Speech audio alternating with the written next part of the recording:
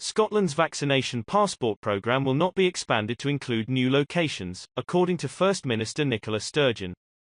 Her cabinet discussed expanding the policy to include theatres, cinemas, and hospitality facilities, but ultimately determined that doing so would not be proportionate considering the effect on companies, according to the First Minister. Vaccine passports were mandatory in Scotland in October, and nightclubs and major events are now required to admit only those who can demonstrate that they have been doubly jabbed to the premises.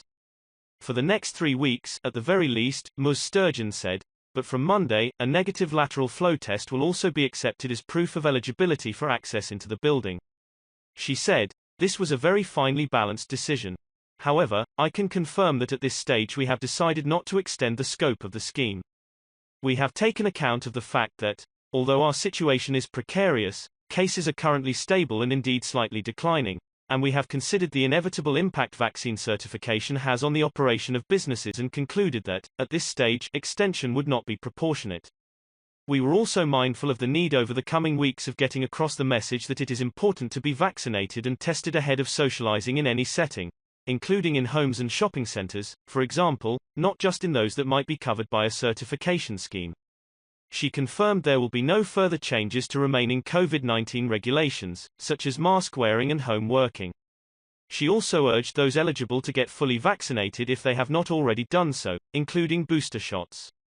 Opposition parties and business leaders previously raised concerns over the vaccine passport scheme, with the Scottish Liberal Democrats calling for it to be abolished.